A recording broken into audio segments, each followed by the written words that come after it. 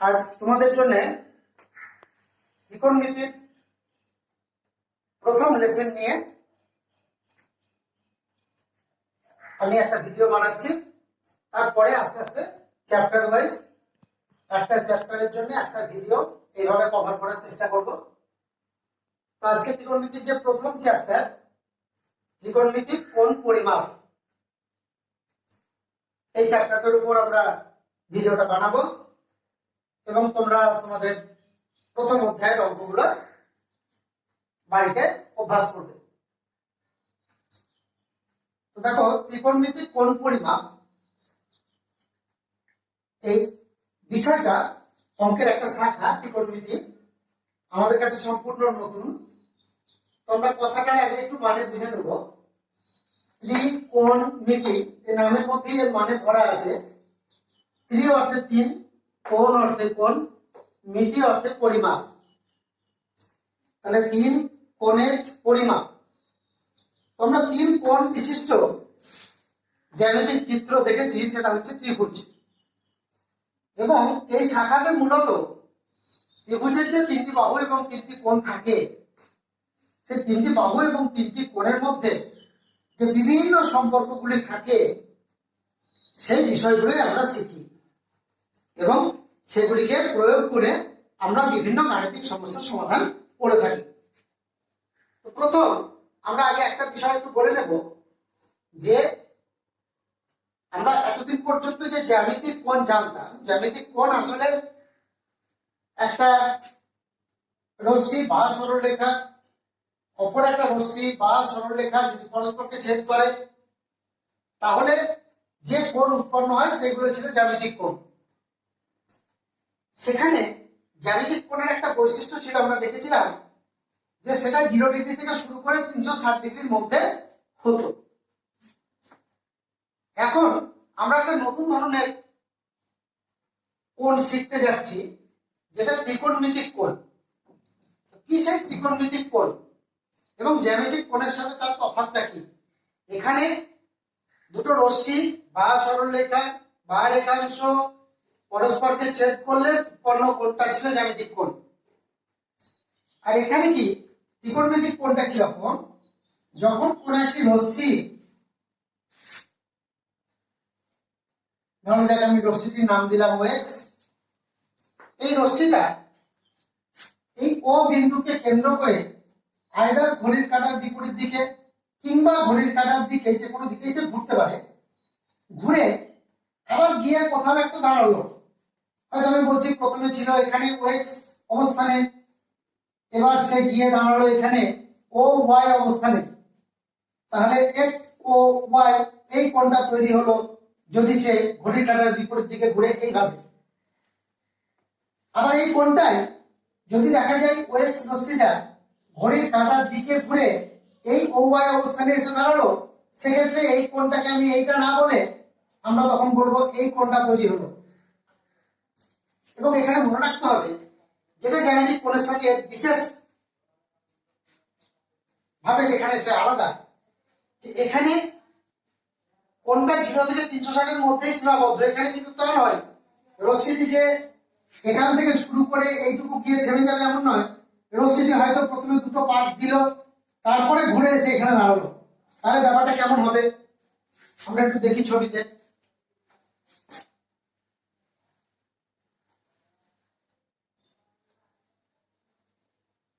কোণটা শেষে এরকমই দেখাবে, কিন্তু সেই কোণটা হবে আসলে এরকম। এখান থেকে শুরু, এই গেল, এই গেল, এখানে এসে দাঁড়ালো। এখানে রশ্মিটির প্রাথমিক অবস্থান ওএক্স, অন্তিম অবস্থান ওয়াই, তার মাঝে যে কোণটা তৈরি হলো সেটা এইটুকু নয়, সেটা হচ্ছে এইটা।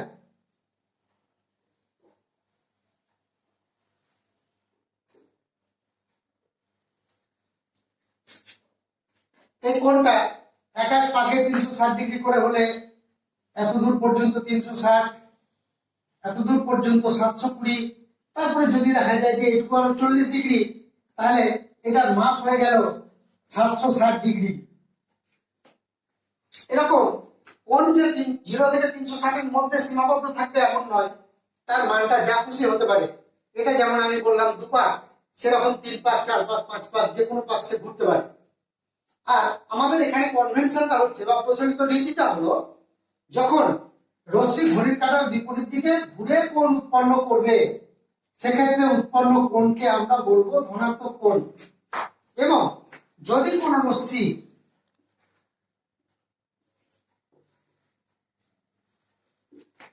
ঘড়ির কাঁটার দিকে ঘুরে কোনো কোণ তৈরি করে, ধরা যাক এই ওয়ে রশ্মি ঘড়ির কাঁটার দিকে ঘুরেছে, ঘুরে এইখানে এসে দাঁড়িয়ে গেছে, যার অন্তিম অবস্থান বি। এই এ ও বি, এই যে কোণটা, সেই কোণটা কিন্তু এইটুকু নয়, কোণটা এইভাবে দেখাতে হবে। এই কোণটা কেমন হবে, একটা মোটামুটি আন্দাজে আমরা পরিমাপ বলছি। ধরো এইটা ঘুরলো 1 পাক, তাহলে 360 ডিগ্রি হলো, আরো 180 540 ডিগ্রি হলো, তারপরে এটা হয়তো আরো 100 ডিগ্রি, তাহলে 640 ডিগ্রি। তাহলে এই কোণটার পরিমাপ হলো 640 ডিগ্রি। এবার যেহেতু রশ্মিটি ঘুরছে ঘড়ির কাঁটার দিকে, তাহলে এই কোণটির পরিমাপ হয়ে যাবে -640 ডিগ্রি। এইভাবে আমরা ত্রিকোণমিতিক কোণ আঁকবো এবং তার পরিমাপ করব। তো পরিমাপ করতে গেলে আমরা যেমন দেখেছি, দৈর্ঘ্য, ভর ইত্যাদি পরিমাপ করতে গেলে তার একটা সুবিধাজনক অংশকে একক ধরে আমাদের পরিমাপ করতে হয়। আমরা এখন শিখব পরিমাপের বিভিন্ন পদ্ধতিগুলি কি এবং সেখানে এককগুলি বা কি। যেটা বলছিলাম যে কোণ পরিমাপের বিভিন্ন পদ্ধতিগুলো নিয়ে আলোচনা করব।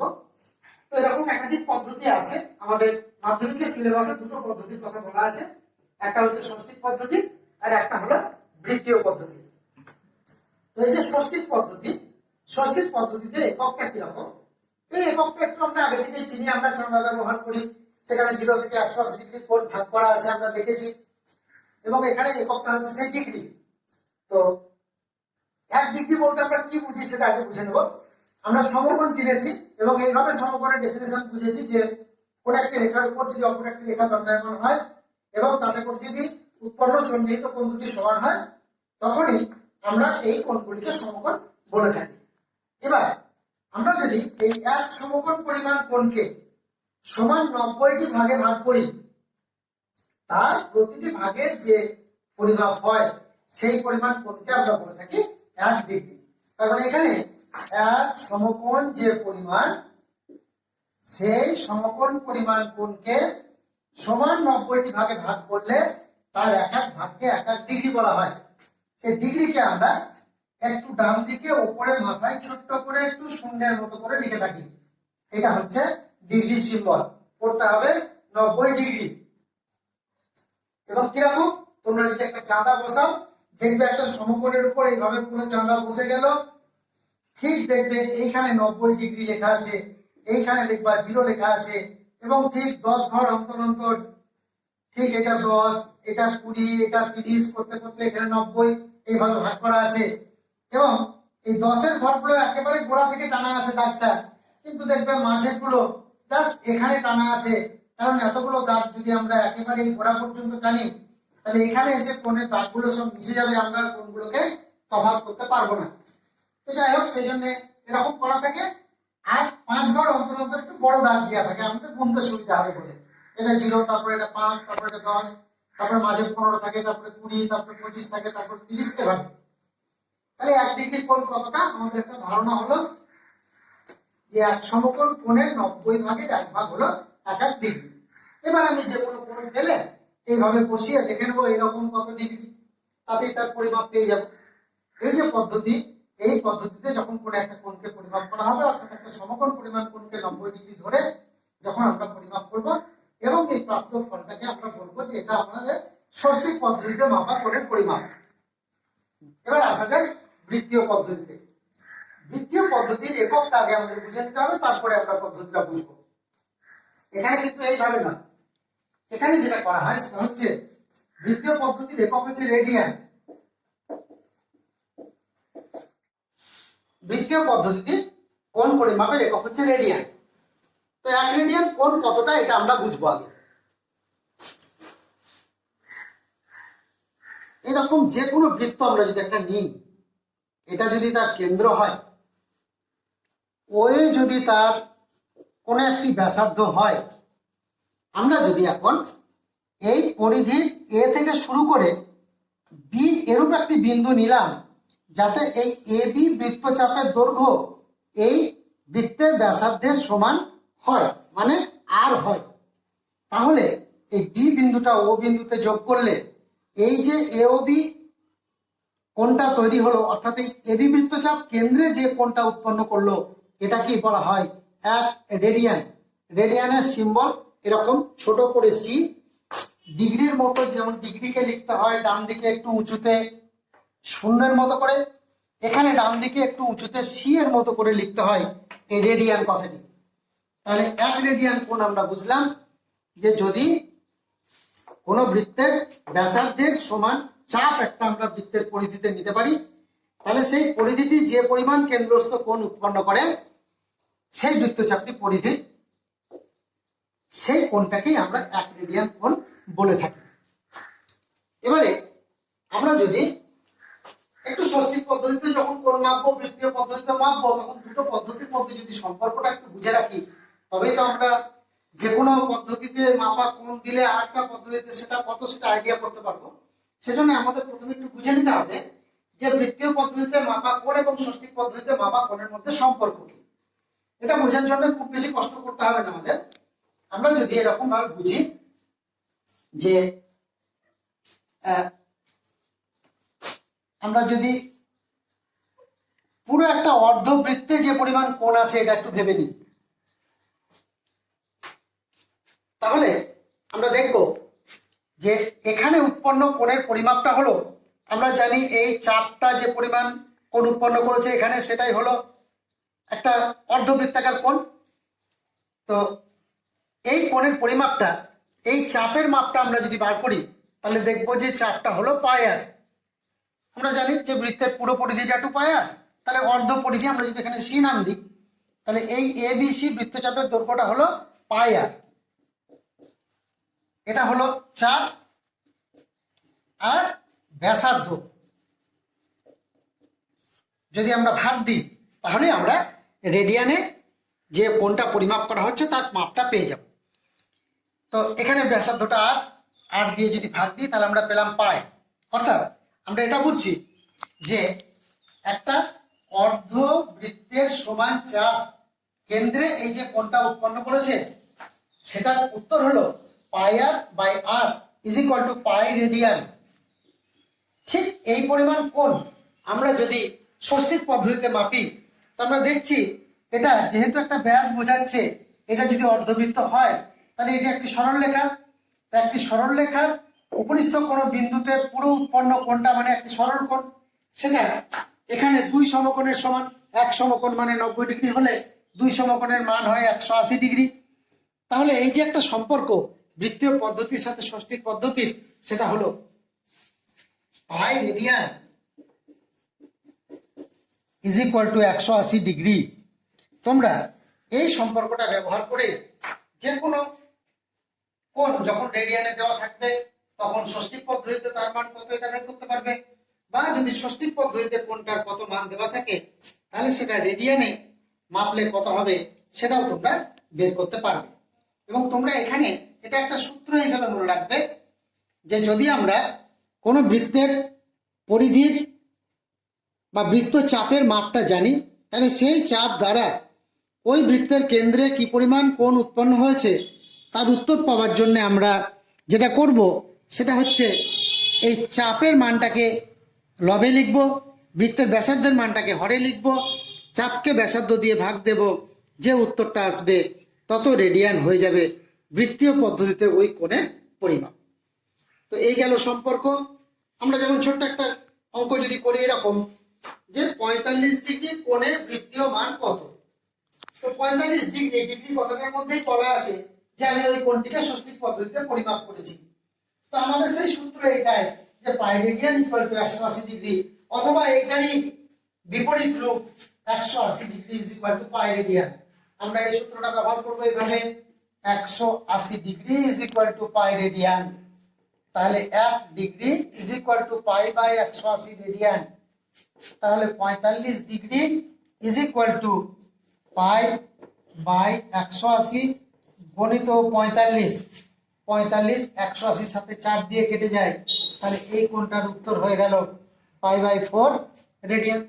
এইভাবে আমরা কোন একটা কোণের মান ষষ্ঠী পদ্ধতিতে দেওয়া থাকলে তার দ্বিতীয় পদ্ধতিতে মান কত হবে বের করতে পারবো। ঠিক একইভাবে যদি কোনো কোণের মান দ্বিতীয় পদ্ধতিতে দেওয়া থাকে, হয়তো বললো একটি কোণের পরিমাণ পাই বাই 3 রেডিয়ান, তাহলে কোণটির ষষ্ঠিক মান কত, তাহলে আমরা এরকম ভাবে করব যে pi radian is equal to 180 degree, তাহলে 1 radian is equal to 180 by pi degree, তাহলে pi by 3 radian is equal to 180 by pi গণিত pi by 3 degree is equal to pi, pi কেটে গেল 3, 180 তে কাটলে 60 হয়, তাহলে আমরা পেয়ে গেলাম 60 ডিগ্রি। এইভাবে আমরা যে কোনো বৃত্তীয় পদ্ধতিতে প্রদত্ত একটা কোণকে ষষ্ঠিক পদ্ধতিতে তার মান কত হবে আমরা বের করতে পারবো। এই চ্যাপ্টারে মূলত এই অঙ্কগুলোই। যদি কোনো রশ্মি কোনো ঘড়ির কাঁটার দিকে বা বিপরীত দিকে ঘুরে যত পাক ঘুরলো, তারপরে সে কিছু দূর গেল, সে কত কোণ উৎপন্ন করলো, তোমরা আগে দেখে নেবে রশ্মিটি ঘড়ির কাঁটার দিকে ঘুরছে না বিপরীতে ঘুরছে। বিপরীতে ঘুরলে কোণের উত্তরটাকে প্লাস দিয়ে লিখবে, দিকে ঘুরলে কোণের উত্তরটাকে মাইনাস দিয়ে লিখবে। তারপরে দেখবে কত পাক ঘুরেছে, এক এক পাকে যদি ষষ্ঠিক পদ্ধতিতে হয় 360 ডিগ্রি করে এক এক পাকে পরিমাপ হবে। তারপরে আরো যত ডিগ্রি আছে সেটুকু যোগ করে নেবে, তাহলে তার সেই কোণের পরিমাপ তোমরা পেয়ে যাবে। যদি বৃত্তীয় পদ্ধতিতে দেয় একটা পূর্ণ পাকে 2 পাই রেডিয়ান কোণ হবে, কারণ অর্ধবৃত্তাকার পাক হলে পরে পাই রেডিয়ান কোণ হয়, একটা পূর্ণ পাক হলে 2 পাই রেডিয়ান কোণ হবে। এইভাবে তুমি যখন যতগুলো পাক দেবে তত 2 পাই যুক্ত আরো যতটা রেডিয়ান তুমি পাচ্ছ যোগ করে নেবে, তাহলে তুমি সেই কোণের বৃত্তীয় মান পাবে। তারপর তার বাঁদিকে প্লাস বা মাইনাস সিম্বল বসাবে, সেটা এইভাবে যে রশ্মিটি কোন দিকে ঘুরেছিল, ঘড়ির কাঁটার বিপরীতে ঘুরলে উৎপন্ন কোণ ধনাত্মক বা প্লাস, আর দিকে ঘুরলে উৎপন্ন কোণ মাইনাস। আমি আরেকটি শুধু গুরুত্বপূর্ণ অঙ্ক করাবো, যে রেডিয়ান এককটা, যে 1 রেডিয়ান কোণটা ষষ্ঠিক পদ্ধতিতে পরিমাপ করলে ঠিক কতটা হয়, আমি তার নিখুঁত মানটা একটু বোঝার চেষ্টা করব। আচ্ছা, আরেকটা কথা আমাকে একটু বলে নিতে হবে আগে, তারপরে আমরা বুঝবো যে 1 রেডিয়ান কোণ সমান কত ডিগ্রি। আমরা যেটা বলতে চাই সেটা হচ্ছে ষষ্ঠিক পদ্ধতিতে এই যে পরিমাপ করা কোণ যখন খুব ছোট মাপের হবে, তখন তার জন্য আমার একটু ছোট এককের প্রয়োজন আছে। সেই ছোট একক এখানে কি, এখানে তো আমরা বুঝলাম যে 1 সমকোণ পরিমাণ কোণ, সেটাকে আমরা 90 ডিগ্রি বলেছি। আমরা জানি 1 ডিগ্রি পরিমাণ খুবই সূক্ষ্ম এরকম টাইপের একটা পরিমাপ। আমরা যখন আরো ছোট কোণ পাবো তখন কিভাবে পরিমাপ করব, আমরা যেটা এখানে করে থাকি 1 ডিগ্রিকে আবার সমান 60টি ছোট ছোট ভাগে ভাগ করে, 60 মানে 60টি ছোট ভাগে ভাগ করে তার এক একটা ভাগকে এক এক মিনিট বলা হয়, এবং 1 ডিগ্রি ইজ ইকুয়াল টু আমরা পাই 60 মিনিট। মিনিটের জন্য এরকম একটা ড্যাশ আমরা ব্যবহার করে থাকি। এটাকে কি করবো আমরা, মিনিট। তোমরা সময়ের মিনিটের সাথে গুলিয়ে ফেলবে না। 1 ডিগ্রি কোণের 60 ভাগের 1 ভাগকে 1 মিনিট বলা হয়।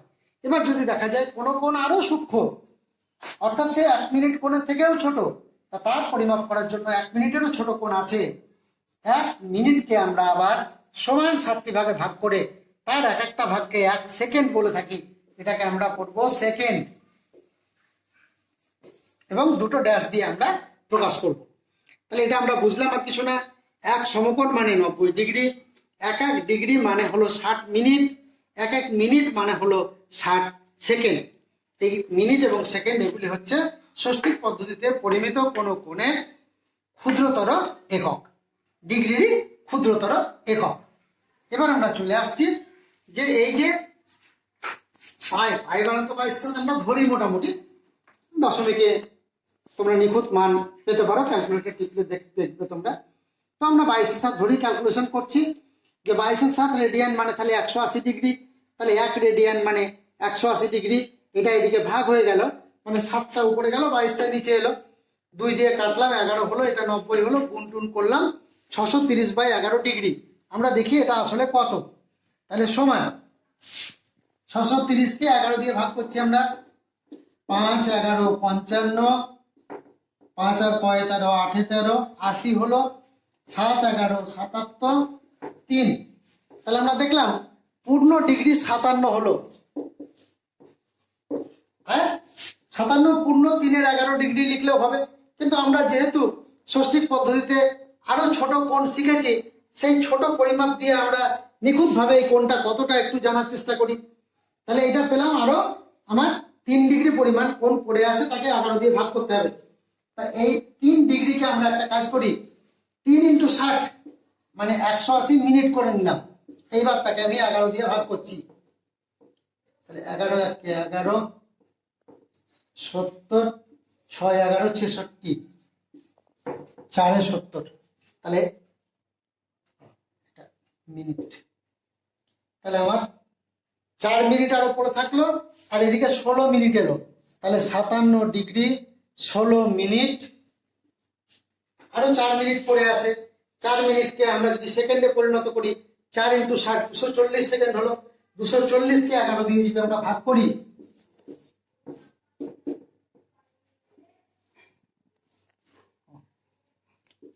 11 দুগুণে 22,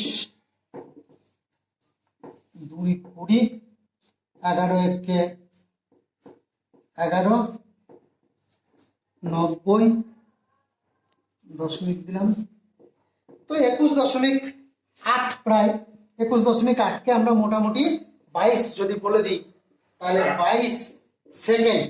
আমরা মোটামুটি এইটাকে যে 57 ডিগ্রি 16 মিনিট 22 সেকেন্ড, এইটা 1 রেডিয়ান কোণের ষষ্ঠিক পদ্ধতির পরিমাপ।